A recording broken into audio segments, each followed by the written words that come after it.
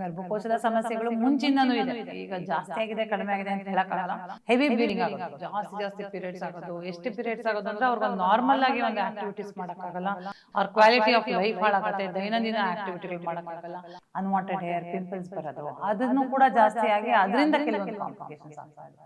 ಇತ್ತೀಚೆಗೆ ಜಾಸ್ತಿಯಾಗಿ ಮಹಿಳೆಯರಲ್ಲಿ ಗರ್ಭಕೋಶದ ಪ್ರಾಬ್ಲಮ್ಗಳು ಕಾಣಿಸ್ಕೊಳ್ತಾ ಇದೆ, ಜೊತೆಗೆ ಗರ್ಭಕೋಶದ ಆಪರೇಷನ್ ಮಾಡ್ತಾರೆ ಅಂತ ಹೇಳ್ತಾರೆ. ಸೊ ಏನ್ ಸಮಸ್ಯೆ ಕಾಣಿಸ್ಕೊಳ್ಳುತ್ತೆ, ಏನ್ ಆಪರೇಷನ್ಸ್ ಅದು? ಅಲ್ಲ, it's a very broad question.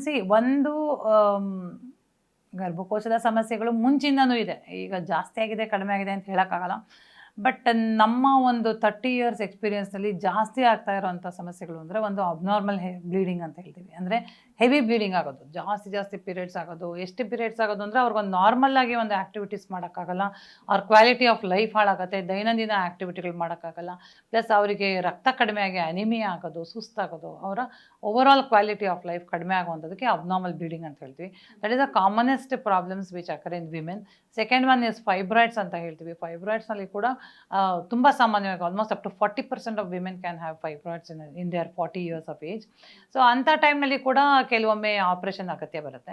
So ಹಾಗಾಗಿ ಈ ನಡುವೆ ಜಾಸ್ತಿ ಆಗ್ತಾ ಇರೋದು ಒಬೇಸಿಟಿ, ಇಲ್ಲ ಓವರ್ ವೆಯ್ಟ್. ಹೆಣ್ಮಕ್ಳು ಓವರ್ ವೆಯ್ಟ್ ಆಗ್ತಾ ಇದೆ, ಮತ್ತು ಇನ್ಫರ್ಟಿಲಿಟಿ, ಮಕ್ಕಳಾಗದೇ ಇರೋ ಸಮಸ್ಯೆ ಜಾಸ್ತಿ ಆಗ್ತಾಯಿದೆ. ಈ PCOS ಅಂತ ಏನು ಸಮಸ್ಯೆ ಇದೆ, ಇರ್ರೆಗ್ಯುಲರ್ ಸೈಕಲ್ಸ್ ಆಗೋದು, ಮುಖದ ಮೇಲೆ ಕೂದಲು ಬರೋದು, ಅನ್ವಾಂಟೆಡ್ ಹೇರ್, ಪಿಂಪಲ್ಸ್ ಬರೋದು, ಅದನ್ನು ಕೂಡ ಜಾಸ್ತಿ ಆಗಿ ಅದರಿಂದ ಕೆಲವೊಂದು ಕಾಂಪ್ಲಿಕೇಶನ್ಸ್ ಆಗ್ತಾಯಿದೆ. ಸೊ ಹಾಗಾಗಿ ಪ್ರತಿಯೊಂದು ಒಂದು ಗರ್ಭಕೋಶದ ಸಮಸ್ಯೆ ಅಂದ ತಕ್ಷಣ ಆಪ್ರೇಷನ್ನೇ ಅದಕ್ಕೆ ಒಂದೇ ಟ್ರೀಟ್ಮೆಂಟ್ ಅಂತ ಅಂದ್ಕೋಬೇಡಿ. There are so many medications available, there are so many instruments available. ಒಂದು IUD ಬರುತ್ತೆ, ಒಂದು ಕಾಪರ್ಟಿ ಥರ IUD ಬರುತ್ತೆ, ಅದರಲ್ಲಿ ಹಾರ್ಮೋನ್ ಇರುತ್ತೆ. ಅದನ್ನು 90% ಆಫ್ ಅಬ್ನಾರ್ಮಲ್ ಯೂಟ್ರೈನ್ ಬ್ಲೀಡಿಂಗಿಗೆ ನಾವು ಲಿವೋನಾರ್ಜಿಸ್ಟಾಲ್ IUD, LNG IUD ಅಂತ ಹೇಳ್ತೀವಿ, ಅದನ್ನ ಕೂಡ ಯೂಸ್ ಮಾಡ್ಬೋದು. There are so many medications we can try before doing any surgery.